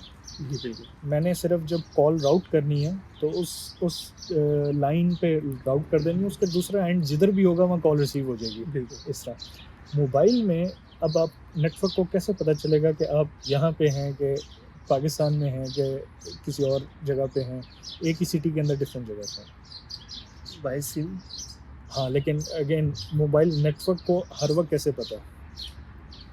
क्योंकि आप तो मूव भी कर सकते हैं ना, आप यहाँ से अगर हाँ, लेट्स से कि बिल्कुल। उस एक वक्त में ये पता चल भी गया कि आप इस वक्त यहाँ बैठे हुए हैं, तो आप यहीं से अभी फ़ौरन गाड़ी में बैठे हैं और आप कहीं और जाना शुरू हो जाएं, तो कॉल जब आनी है तो वो यहाँ भेज दी उसने, यहाँ के टावर पे भेज दी, तो नहीं कनेक्ट होगी। बिल्कुल सो मोबाइल नेटवर्क के अंदर आपकी जो लोकेशन है, लोकेशन इस सेंस में कि आपकी सिम की लोकेशन, वो आप सिम जिस तरह कहते हैं, वो हर वक्त अपडेट हो रही है थ्रू SS7 प्रोटोकॉल कम्युनिकेशन के थ्रू। ओके सो आप इस वक्त इस मोबाइल टावर की किसी की कवरेज के अंदर हैं, ये मल्टीपल टावर्स के अंदर आप इस वक्त वो बैठे हुए हैं। ये bye the way mobile towers का मैं जिक्र कर रहा हूँ, ये रैन पार्ट है, ये SS7 डायरेक्टली नहीं है, लेकिन मैं समझाने के लिए कह रहा हूँ, कोर पार्ट जो है वो SS7 है। ठीक है तो ये जब आप टावर्स की कवरेज में बैठे हुए हैं, आपकी सिम इस वक्त सर्टेन टावर से कनेक्ट हुई है, उसने पीछे कोर को बताया हुआ है कि मेरी कवरेज के अंदर इस वक्त ये बैठे हुए हैं। जैसे ही आप यहाँ से चलना शुरू होंगे और आप एक टावर से दूसरे टावर की कवरेज में जाएंगे, तो पहला टावर दूसरे टावर को हैंड ओवर देता है। ठीक है वो बताएगा कि ये सब्सक्राइबर अब यहाँ से यहाँ पे आ गया। जैसे ही ये हैंड ओवर होगा, फ़ौरन ही पीछे कोर नेटवर्क को बताया जाएगा कि भाई अब ये बंदा इधर नहीं रहा, ये नेक्स्ट इसमें आ गया, एंड सो ऑन। और ये सारा कुछ रियल टाइम पे है, ठीक है क्योंकि आप फ़ोन कॉल करते हुए गाड़ी में जा रहे हैं, आप बार बार आपका टावर चेंज हो रहा है, आपके सारे हैंडओवर्स हो रहे हैं, पीछे कोर को पता चल रहा है, वो अपडेट कर रहा है, वो कॉल जहाँ पहले भेज रहा था अब नहीं भेज रहा, वो उसी वक्त ही कॉल को डाइवर्ट कर रहा है, और ये सारा कुछ रियल टाइम पे हो रहा है। बिल्कुल ठीक है। तो ये जो कम्युनिकेशन है जो इस सारे को कंट्रोल कर रहा है, जिसके मैसेजेस जो बता रहे हैं सारे नोड्स को 2G 3G के अंदर, वो SS7 है प्रोटोकॉल। सो आप आइडिया लगा लेंगे वो कितनी क्रिटिकल चीज़ है। बिल्कुल ठीक है, उसके बगैर नेटवर्क नहीं चल सकता। अच्छा, यही क्रॉसपॉन्डेंस अगर आपने 4G के अंदर करनी है तो वो मैनेज कर रहा होता है diameter protocol. Okay and 5G के अंदर बाय द वे अब ये चेंज हो गया, वो HTTP बेस्ड आ गया और वो IP बेस्ड ही है और इस तरह चलेगा, लेकिन 5G स्टैंड अलोन नेटवर्क अभी है नहीं, बहुत थोड़े से हैं दुनिया में ओके जहाँ पे ये सारा कुछ हुआ। जो 5G इस वक्त हम देखते हैं उसे नॉन स्टैंड अलोन नेटवर्क कहते हैं, और वो बेसिकली सिर्फ टावर्स अपग्रेड हुए हैं, पीछे कोर 4G ही है। ठीक है तो वो पीछे कोर में डायमीटर ही यूज़ हो रहा है, वो 5G बेस्ड HTTP नहीं यूज़ हो रहा अभी यहाँ पे। ठीक है तो मतलब कि जो हमें मोबाइल पे शो हो रहा होता है 5G हाँ। नेटवर्क के ऊपर वो बेसिकली टावर्स अपग्रेडेड है। ठीक है सो जो टावर है वो 2G का अलग होता है, 3G का जो इक्विपमेंट लगा हुआ है टावर पे वो अलग है, 4G हाँ 4G का अलग है, 5G का अलग है। ठीक तो वो अब ये जो टावर है ये 5G का इक्विपमेंट इनेबल्ड है, तो वो आपको 5G दिखा रहा होता है। सही उसके बेनिफिट्स हैं, उसकी स्पीड तेज़ होती है, डिफरेंट चीज़ें होती हैं, लेकिन जो कंप्लीट बेनिफिट ऑफ 5G है वो तब तक नहीं आएगा जब तक आपका 5G स्टैंड अलोन लॉन्च नहीं होता, और वो तब होगा जब कोर अपग्रेड होगा 5G पे। ठीक वो नहीं है अभी, वो पाकिस्तान में भी नहीं है, वो बहुत सारे कंट्रीज़ में नहीं है। सही तो अब ये जो प्रोटोकॉल्स हैं इसको, क्योंकि सारी काइंड ऑफ इंफॉर्मेशन इनके पास है, तो अटैक्स इन प्रोटोकॉल्स को एक्सप्लॉइट करने की कोशिश करते हैं। सही और SS7 प्रोटोकॉल जो है वो तो 40 इयर्स ओल्ड है। 2G नेटवर्क्स जो हैं वो बहुत पहले के हैं, और SS7 प्रोटोकॉल 2G से भी पहले के। तो जब ये प्रोटोकॉल लॉन्च हुए थे तो ये सिक्योरिटी के पॉइंट ऑफ व्यू से नहीं डिज़ाइन हुए थे। सही उस वक्त आप इस तरह घूमते फिरते कॉल कर लें, यही एक बहुत बड़ी चीज़ थी, ठीक क्योंकि है इससे पहले इसका कॉन्सेप्ट ही नहीं था। बिल्कुल तो इनका पूरा फोकस ये था कि आपकी ये ट्रैफिक कम्युनिकेशन हो सके, बिल्कुल ना कि ये कि इसके ऊपर कोई इंक्रिप्शन हो, कुछ ये हो, कुछ वो हो, इस तरह करके। तो SS7 प्रोटोकॉल इसलिए नॉर्मली मोस्ट वर्नेबल प्रोटोकॉल है अटैक्स के लिए है। टेलीकॉम के अंदर। फिर डायमीटर पे भी अटैक्स होते हैं, उसमें कुछ अटैक्स नहीं हो पाते जो SS7 पे हो सकते हैं। GTP पे अटैक्स होते हैं इसी तरह। GTP bye the way handle करता है आपका मोबाइल डेटा, ठीक है जो इंटरनेट है। ओके सो जो आपके अब आप इस तरह देख सकते हैं, पहले मोबाइल डेटा मेजर यूज़ नहीं था मोबाइल का, बिल्कुल ठीक है, वो कॉल और SMS होते थे, तो उस वक्त GTP का यूज़ बड़ा कम था। अब तो है ही यूज़ सारा GTP का। बिल्कुल तो इस वक्त जो है वो हमारा डेटा सब मेन चीज़ है जो मोबाइल जिसके लिए यूज़ हो रही है। अच्छा एक क्वेश्चन इसमें रेज होता है मिसाल के तौर पे, एक हैकर अगर टेलीकॉम सेक्टर में कोई अटैक करता भी है तो वो ज़्यादा से ज़्यादा क्या करेगा? फ्री इंटरनेट ले लेगा या फ्री कॉल्स वगैरह ले लेगा, या क्या सीन होगा? एक हैकर क्या करेगा? अच्छा, ये वैसे अच्छा क्वेश्चन है, इसलिए क्योंकि जो IT अटैक्स हैं वो टारगेट करते हैं इंफ्रास्ट्रक्चर। ठीक है रैंसमवेयर अटैक्स हो गए, डिफरेंट हो गए, वो उससे फाइनेंशियल है मामला, या उन्होंने वैसे ही डिस्टर्ब करना है। जो टेलीकॉम अटैक्स हैं उनका मोस्टली अटैक्स का मेजर टारगेट जो है वो इंफ्रास्ट्रक्चर या कंपनी नहीं होता, बिल्कुल वो इंडिविजुअल होता है। सही मिसाल के तौर पे जैसे मुझे टारगेट कर रहे हैं यस। अब जो टेलीकॉम है वो आपको टारगेट क्यों करेगा, समझें ये मोर सोफिस्टिकेटेड अटैक टाइप है कि वो जानना चाहता है कि आप इस वक्त कहाँ पे हैं। सही ज़रूरी नहीं कि मतलब एग्जैक्ट लोकेशन, वो सिर्फ ये भी जानना चाहिए कि आप इस वक्त सऊदीया में हैं कि नहीं, या आप पाकिस्तान में हैं कि नहीं, या इस तरह करके। तो ये इन्फॉर्मेशन आपके नेटवर्क को पता है, उसे ये इन्फॉर्मेशन किसी भी सूरत में चाहिए, इवन ये कि आप मुल्तान में हैं कि नहीं, किसी एक सिटी में हैं कि नहीं, वो चाहिए, तो वो टेलीकॉम नेटवर्क को अगर एक्सप्लॉइट कर ले तो इन्फो ले लेगा। सही ठीक है। सो इसके अलावा अगर उसने आपके साथ इस तरह का फ्रॉड करना है कि आपको स्पूफ्ड SMS भेजना, सो स्पूफ्ड SMS ये होता है कि आपके जो है आप मीज़ान बैंक के कस्टमर हैं और मीज़ान बैंक का एक सेंडर ID है जिससे आपको SMS आता है, आपके मोबाइल के अंदर उसी के एक SMS थ्रेड बनती जाएगी जिसमें लाइन से SMS होंगे। सही अगर वो मिज़ान बैंक का ही ID as it is spoof करके आपको एसएमएस भेजेगा, आपको उसी लाइन के अंदर वो एक न्यू एसएमएस नज़र आएगा, सही। जिसके अंदर अगर वो कहता है कि जी आपका एटीएम कार्ड ब्लॉक होने वाला है, इस लिंक पे क्लिक करके उसको एक्टिवेट कर लें। सो दैट मीन्स ये ट्रूथ है कि अगर कोई अननोन लिंक आपके पास आता है और आप सिर्फ उस लिंक पे क्लिक करते हो तो मतलब कि हैकर मुझे डिटेक्ट कर सकता है, मतलब कि हैकिंग कुछ कर सकता है अगर मैं किसी अननोन लिंक पे क्लिक करूँ। अननोन लिंक्स के तो बहुत सारे समझें कि इम्पैक्ट जो है उसका बहुत तरह का है। अननोन लिंक पे क्लिक करना डिपेंडिंग ऑन वो आपसे क्या चाहता है उस लिंक के थ्रू। ठीक है। इस एग्जांपल में अगर वो आपको फाइनेंशियल फ्रॉड करना चाहता है तो मे बी वो आपकी कुछ बैंकिंग इन्फो पूछ ले, सही। कुछ इस तरह की चीज़ वगैरह या पर्सनल इन्फॉर्मेशन उसके अंदर पूछ ले जो आपने आगे लिंक फिल किया और ओके कर दिया इस तरह। अगर वो आपकी बैंकिंग इन्फॉर्मेशन, अकाउंट इन्फॉर्मेशन निकाल लेता है तो वो मे बी ट्रांजैक्शन कर सके आपके अकाउंट से और इस तरह करके। ठीक है। जो एक और चीज़ ये होती है कि वो आपको कहे कि जी फलाने नंबर पे कॉल करें। सो आपके पास जो एसएमएस आएगा वो लिंक नहीं है, वो फ़ोन नंबर है कि प्लीज़ कॉन्टैक्ट कॉल सेंटर इस तरह करके कस्टमर सपोर्ट। और आप उस नंबर पे जब कॉल करेंगे तो वो आपको आगे नेक्स्ट फ्रॉड के अंदर फंसाएंगे कि उन्होंने कैसे उस सारे के अंदर जाना है। तो अगर मैं सारे को एक क्वेश्चन पूछता हूँ, जैसे मैं अलराजी की ऐप लॉगिन करता हूँ ट्रांजैक्शन के लिए, मुझे ओटीपी आता है, क्या हैकर वो ओटीपी गेट कर सकता है जो मुझे एसएमएस पे आता है बाय नेटवर्क? यस। सो अब जो आपके पास ओटीपी आता है एसएमएस के थ्रू, वो SS7 प्रोटोकॉल यूज़ करके आता है। ठीक। अब अगर कोई इस ट्रैफिक को इंटरसेप्ट करने का कैपेबल हो तो वो ओटीपी रीड कर सकता है, लेकिन इसको इंटरसेप्ट करना इतना स्ट्रेट फॉरवर्ड नहीं है।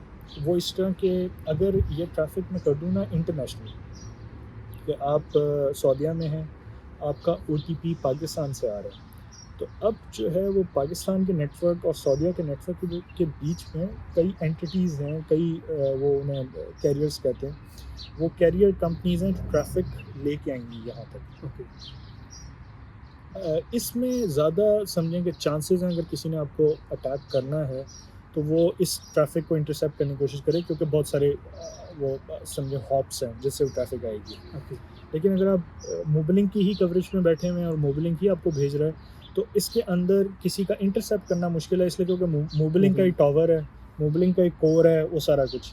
हाँ, इनसाइडर थ्रेट्स होती हैं, मोबाइलिंग का कोई एम्प्लॉय मिला हुआ है, ठीक है। सो वो अगर मिला हुआ है और वो ओटीपी बाहर चेक करके बताना चाहता है, वैसे तो कंपनीज ने कंट्रोल्स लगाए होते हैं कि एम्प्लॉयज़ ना पढ़ सकें, सही। लेकिन टेक्निकली स्पीकिंग पॉसिबल है कि एक बंदा आपका ओटीपी पढ़े और वो बता दे कि यार ओटीपी इस बंदे के लिए आया है। अच्छा, एक्चुअली मेरे साथ एक सिनेरियो हुआ है, अलराजी बैंक ऑब्वियसली मैं यूज़ कर रहा हूँ, तो मेरे कार्ड से डिटेक्शन हुई है, ठीक है, मिसाल के तौर पे $120, ठीक है, किसी और कंट्री से। तो मैंने देखा, मैंने कहा ये अननोन डिटेक्शन कहाँ से हुई, मैंने कोई ट्रांसैक्शन मैंने कहीं पे कार्ड यूज़ ही नहीं किया। तो मैंने अलराजी बैंक कॉल की, उन्होंने कहा कि आप अपना एटीएम कार्ड ना चेंज कर लें अभी फ़ौरन, और मैंने उनको कहा कि मेरा मतलब कि मुझे पैसे वापस मिल जाएंगे। तो मतलब कि वो एक आप समझे थ्रेशोल्ड में थे, यानी कि डिटेक्ट नहीं हुए, लेकिन अच्छा। वो मतलब कि सेव एक पॉइंट पे थे। अब ठीक पता है। नहीं अलराजी इसको कंट्रोल कैसे कर रहा था। उन्होंने कहा था 10 डेज़ लगेंगे, हम्म, मे बी कि आपके पैसे रिकवर हो जाए या तो ये ट्रांसैक्शन कंटिन्यू हो जाए, समथिंग लाइक। तो मैंने अपना एटीएम कार्ड चेंज किया और लेकिन मुझे वो पैसे वापस रिटर्न हो गए। good। तो ये मतलब कि क्या सिनेरियो उन्होंने किया कि उनको कैसे पता चला कि मेरे कार्ड से डिडक्शन हुई है, लेकिन वो एक थ्रेशोल्ड में पड़ी रही है, हाँ, सेव हाँ, पॉइंट में हाँ। पड़ी रही है। ये अब इसका वैसे ताल्लुक टेलीकॉम से नहीं है, ठीक है। लेकिन सिर्फ इसको एक्सप्लेन करने के लिए कि जो कार्ड से ट्रांजैक्शंस होती हैं उसमें एक ऑथराइजेशन का फ़ेज़ होता है। ठीक है। वो फेज़ डिपेंड करता है, वेरी करता है, कोई बैंकिंग सेक्टर का ज़्यादा बेहतर एक्सप्लेन कर सकेगा उसको, लेकिन मुझे पता है कि फॉर एग्जांपल अगर आप किसी मुल्क में जाके रेंट अ कार करना चाहते हैं ठीक है।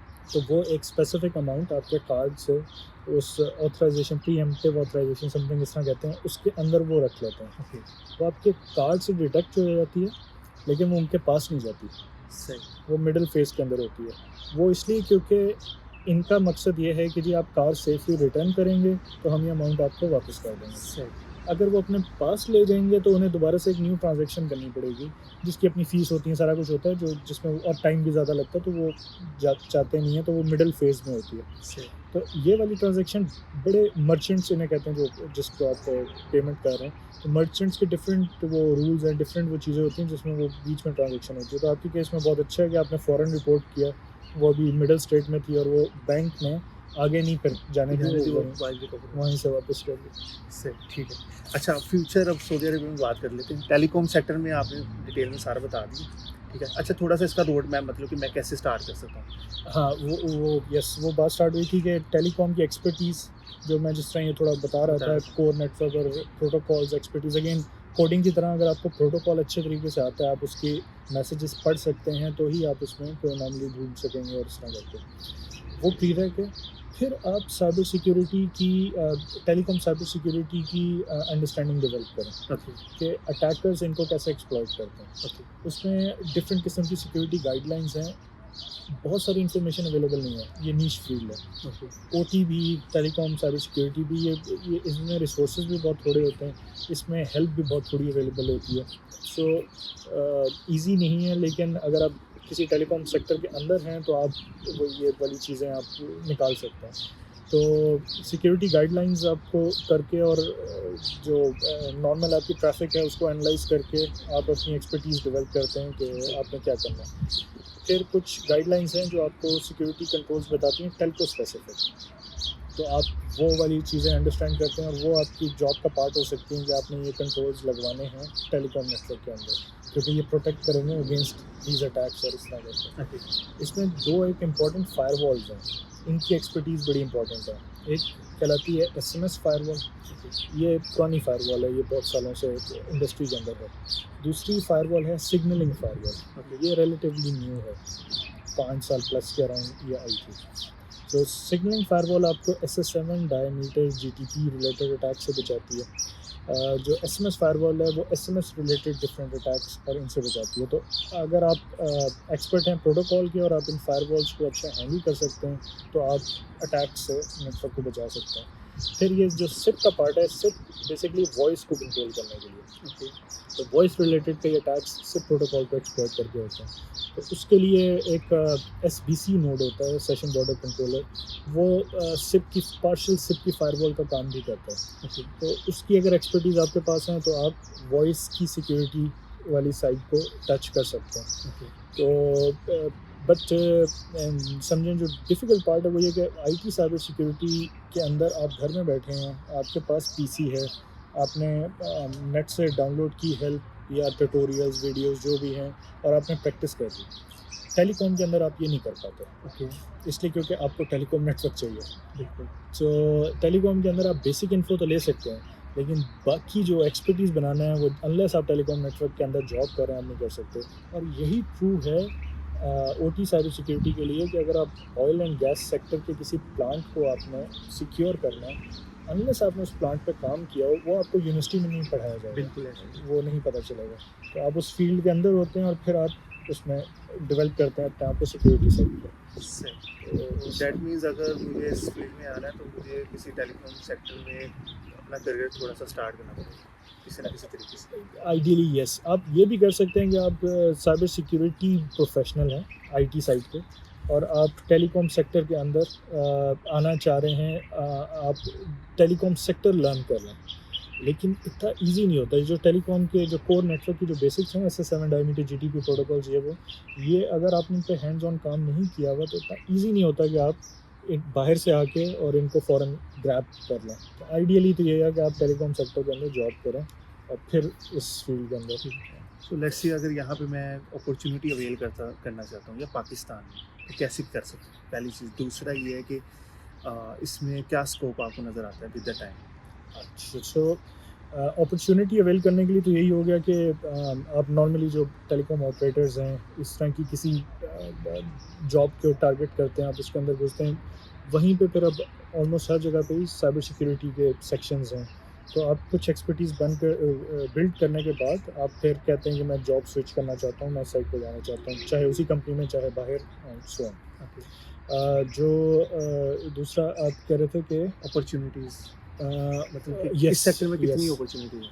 अच्छा, जो नीश सेक्टर्स होते हैं ना, इनका प्रोज एंड कॉन्स होते हैं। ठीक है, प्रो ये है कि जी बंदे थोड़े से हैं, सो वो बंदा जो इस फील्ड में अच्छा है वो बड़ा इन डिमांड है, क्योंकि आपके पास लेट्स से पाकिस्तान के अंदर टेलीकॉम साइबर सिक्योरिटी के लोग लेस देन 10 होंगे। अच्छा, ठीक है। ठीक है, ठीक सो वो बंदा फिर ऑटोमेटिकली इन डिमांड है इस सेक्शन के लिए। लेकिन आपके पास जॉब्स भी 15 ही होंगी। अच्छा, ठीक है। कौन ये है? इसलिए क्योंकि आपकी जॉब सिर्फ टेलीकॉम नेटवर्क के अंदर होगी, उसके साइबर सिक्योरिटी सेक्शन के अंदर होगी। उसके अंदर अगर उन्होंने 3 बंदे रखे हुए हैं, लेट्स से 3 ऑपरेटर ने 9 बंदे टोटल रखे हुए हैं, तो जॉब्स भी इतनी हैं। तो प्रोज़ एंड कॉन्स दोनों हैं। नीश में आपको ये फ़ायदा भी है कि आप बड़े इन डिमांड हो सकते हैं, आपकी सैलरी बड़ी अच्छी हो सकती है अगर आप एक अच्छे एक्सपर्ट हैं उसके अंदर। लेकिन दूसरी तरफ ये है कि आप ऐसा नहीं है कि मैं कल बैंकिंग सेक्टर में जॉब कर रहा हूँ, परसों मैं हॉस्पिटैलिटी में जॉब कर रहा हूँ, जो कि कोडर कर सकता है, डिफरेंट लोग कर सकते हैं। बिल्कुल। आप फिर एक फील्ड के स्पेसिफिक हो जाता है।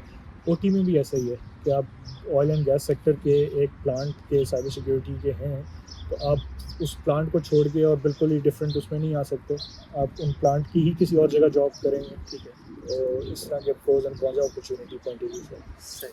लेकिन अगर सऊदी अरेबिया को देखा जाए, जहाँ पे तो टेलीकॉम सेक्टर में काफ़ी बड़ी कंपनीज हैं, जैसे एसटीसी है, जैन है, मोबिली है, तो मुझे नहीं लगता कि यहाँ पे अपॉर्चुनिटी ज़्यादा होंगी इस चीज़ से रिलेटेड। इसमें वैसे ये कि अपॉर्चुनिटी ग्रोइंग है, ठीक है। इसलिए क्योंकि सारे सेक्टर्स टेलीकॉम सेक्टर के ऊपर रिलाई करते हैं। बिल्कुल।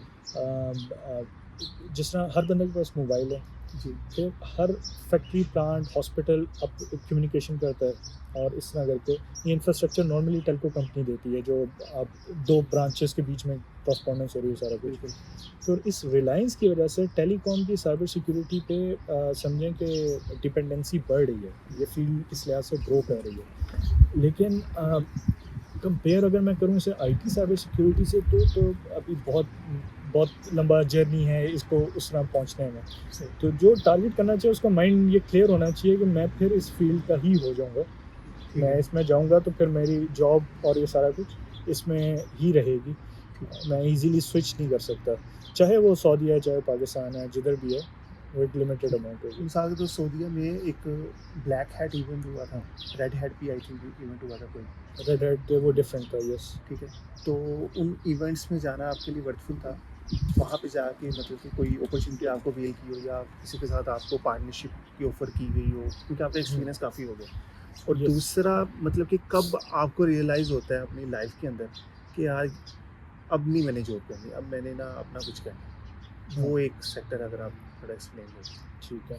सो ये जो इवेंट्स हैं, जिस तरह black hat, red hat bye the way Linux operating system related event है, तो वो सिक्योरिटी स्पेसिफिक नहीं है। ठीक है। जो ब्लैक हैट है वो सिक्योरिटी स्पेसिफिक इवेंट है। जो ये इवेंट्स हैं इसमें क्योंकि सारा का सारा एक ही सेक्टर का रिसोर्स इकट्ठा हुआ हुआ होता है, तो ये ऑलवेज बेनिफिशियल होता है। ओके। बैक हैट में सारे साइबर सिक्योरिटी की कंपनीज होंगी, डिफरेंट वेंडर्स होंगे, डिफरेंट टॉक्स होंगी, डिफरेंट मामले होंगे। तो जो न्यू स्टूडेंट्स और इस तरह की अगर उनको अपॉर्चुनिटी मिले, तो मैं उन्हें हाईली रिकमेंड करूँगा। नेटवर्किंग के पॉइंट ऑफ व्यू से वो डिफरेंट कंपनीज़ के पास जाके भी देख सकते हैं कि किस तरह की प्रोडक्ट्स हैं, क्या चीज़ वो ऑफ़र कर रहे हैं, और वहाँ पे जॉब अपॉर्चुनिटीज़ है, वो चीज़ें देख सकते हैं।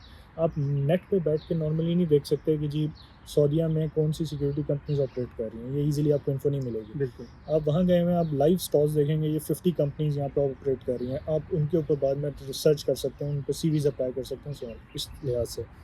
दूसरा जो टॉक्स होती हैं डिफरेंट, उसमें जो स्पीकर्स आए हुए होते हैं, वेल रिनोन स्पीकर्स होते हैं, उनसे आप इंटरेक्ट करने की कोशिश कर सकते हैं। स्पीकर्स लाउंज भी होता है डिफरेंट इस तरह का, और उनसे अगर आपकी नेटवर्किंग हो तो वो ऑलरेडी वेल कनेक्टेड होते हैं। जो एक रिनोन पर्सनैलिटी है वो ऑलरेडी, तो आपको फ़ौरन ही अचानक काफ़ी सारे समझे आपके लिए चैनल्स ओपन हो सकते हैं। ओके। फिर अगर आप बिल्कुल स्टार्टिंग में हैं एज अ स्टार्टअप या इस तरह कुछ साइबर सिक्योरिटी के, तो आपके बिज़नेस ग्रो करने के लिए ऐसे इवेंट्स बड़े इम्पोर्टेंट हो सकते हैं, इसलिए क्योंकि वहाँ पे आपके पास फॉर एग्जांपल 50,000 से 100,000 बंदा आएगा। बिल्कुल। उसमें बड़ी अपॉर्चुनिटी हो सकती है, क्योंकि कंपनी आपको कहे कि जी हम इसी तरह का एक वेंडर देख रहे थे, हम ऐसी प्रोडक्ट देख रहे हैं, हम इस तरह देख रहे हैं, और अपना बिज़नेस ग्रो करने के पॉइंट ऑफ व्यू से देख सकते हैं। ठीक है। तो आई थिंक हाईली रिकमेंडेड है ये इवेंट्स अटेंड करना। बिल्कुल। और कब आपको रियलाइज़ हुआ कि यस, यार ओके। सो मेरे केस में जो इस तरह की किसी फॉर एग्जांपल अपने सेटअप को इस्टेब्लिश करने के लिहाज से उसमें 2 वेज़ हैं। एक तो होता है कि आप फ़ोकस्ड होते हैं कि मैंने एक स्पेसिफ़िक स्टेज तक अपने आप को पहुँचाना है ताकि मैं अपना काम स्टार्ट कर सकूँ, मैं ओके। अपना सेटअप कर सकूँ। ठीक है। मेरे केस में ऐसा नहीं है। ओके। मतलब मैंने ये टारगेट करके इस तरह नहीं किया। मेरे केस में थोड़ा इस तरह है कि मैं बहुत पहले से ही इवन ये जो प्रोजेक्ट मैंने स्टार्ट में बताया था जिस पे काम किया था, मैं डिफरेंट साइड प्रोजेक्ट्स पे काम करता रहा हूँ, ओके। डिफरेंट आइडियाज़ पे। फॉर एग्जांपल नस्ट के फाइनल ईयर प्रोजेक्ट्स को सुपरवाइज़ किया था 2007-8 के अराउंड या इस तरह करके। तो इस तरह की चीज़ों में मैं एंगेज रहता हूँ। ठीक है। तो अभी एक रीसेंट प्रोजेक्ट क्लोन वॉच जिसके जो इस वक्त मेरा समझे इनिशियल स्टेजेस पे स्टार्टअप है, ओके। वो सिम क्लोनिंग डिटेक्शन पे काम कर रहा है। ओके। और सिम क्लोनिंग डिटेक्शन के सॉल्यूशंस दुनिया में नहीं है, तो इसलिए भी वो एक इंटरेस्टिंग चीज़ है बिल्कुल। जिसकी नीड इस वक्त है, लेकिन उसका सॉल्यूशन अवेलेबल नहीं है मार्केट में। सिम क्लोनिंग ये होती है कि कोई आपके सिम को किसी तरीके से भी क्लोन कर ले। 3-4 वेज़ हो सकते हैं जिसमें वो क्लोन कर ले। तो अब आपके पास भी सिम है और उसके पास भी एग्ज़ैक्टली आपके स्टाइल की सिम है। ठीक है। वो अगर नेटवर्क से सक्सेसफुली कनेक्ट हो जाए, तो आपकी कॉल्स, एसएमएस सारा कुछ उसके पास उसके चला बाद जाएगा। बिल्कुल। तो इसको जो डिटेक्ट करना कि जी क्या किसी की सिम क्लोन हो गई है या ऐसा कुछ, ये फैसिलिटी इस वक्त दुनिया में अवेलेबल नहीं है ईज़िली। ओके। तो ये स्टार्टअप जो क्लोन वॉच है इस पर काम कर रहा है, लेकिन जिस तरह मैंने आपको एक्सप्लेन किया, ये कोई छोटा मोटा स्ट्रेट फॉरवर्ड मामला नहीं है। बिल्कुल। तो इसलिए इसका जो एमवीपी स्टेज है वो काफ़ी लंबा है। इस पे हम लोग लगे हुए हैं। इंशाल्लाह ये इस स्टेज तक पहुँचे कि हम इसको मतलब पब्लिक के सामने ला सकें। ओके। और फिर अगेन लेकिन ये स्टार्टअप B2B होगा। ये आम बंदे को नहीं नज़र आएगा, क्योंकि ये जो क्लोन सिम वाला मामला है ये नेटवर्क ऑपरेटर साइड पे ही पता चलेगा, ये आपको इस तरह डायरेक्ट नहीं पता चलेगा। लेकिन आम बंदा है जो प्रोटेक्ट होगा इससे। तो मेरे केस में coming back to original question, मैं टारगेटेड नहीं कि अपना काम करने के लिहाज से, मेरा मोर लाइक ये है कि जब मुझे कोई इंटरेस्टिंग इनोवेटिव चीज़ लगे जो मुझे लगे कि अभी एग्जिस्ट नहीं कर रही और इस पे काम होना चाहिए, मैं उसको साइड पे साथ काम करने की उस पर कोशिश करता हूँ। That's great. What's the future of Saudi Arabia? क्योंकि आपको 15 साल हो गए, आप यहाँ से मूव ऑन नहीं हुए किसी और कंट्री में। Yes. So Saudi Arab as of now तो बहुत बूमिंग इकोनॉमी है। ओके। जॉब्स जो हैं वो काफ़ी ज़्यादा यहाँ पे इस वक्त जॉब्स भी मिल रही हैं, कंपनीज मूव कर रही हैं, अपने रीजनल हेडक्वार्टर्स मूव कर रही हैं, एक्सपेंशन है। ओके। तो इस वक्त सऊदीया की मार्केट कोई भी टारगेट करना चाहे और यहाँ आना चाहे तो लेट्स से कि अगले कई सालों तक मे बी 10 ईयर्स सऊदीया जो है वो मार्केट एक बूमिंग मार्केट लगती है। मेरे केस में मैं जब आया था तो ऐसा कुछ नहीं था। वो एक बहुत डिफरेंट मामला था। ओके। मेरे लिए जो सऊदीया की एनवायरनमेंट थी वो बड़ी सूटेबल थी। सो मैं इसलिए स्टिक किया सऊदीया के अंदर रहना। जो जॉब है वो डिफरेंट किस्म की जो मैं काम करता रहा हूँ वो मेरे लिए इंटरेस्टिंग था। ओके। और समहाउ ये भी अगेन हर एक के लिए नहीं होता, मेरे लिए काम का इंटरेस्टिंग होना बड़ा इम्पोर्टेंट है। मैं अच्छा काम नहीं कर पाता अगर काम इंटरेस्टिंग ना हो। तो मेरे लिए काम इंटरेस्टिंग था तो मैं उसको प्रायोरिटाइज़ करता रहा और ये टाइम गुजर गया। और आप कहीं पे भी एक स्पेसिफिक टाइम एंड एफर्ट लगाएं तो ऐसा नहीं होता कि उसका रिस्पांस ना मिले, तो कॉन्सिक्वेंटली आप रिवॉर्ड होते हैं अपने हार्ड वर्क के लिए। वो ज़रूरी नहीं है कि 1 साल में हो या 5 साल में हो, वो 10 साल बाद भी हो सकता है। लेकिन तो इसलिए अल्हम्दुलिल्लाह वो चीज़ें जो थी, वो जो एफर्ट्स थे, वो उनके रिस्पॉन्सेस भी बने और अच्छा है मामला सारा। Thank you so much. It's a great conversation with you and I have learn a lot. इन लोगों ने भी बहुत लर्न किया होगा, so thank you so much. No problem. Okay.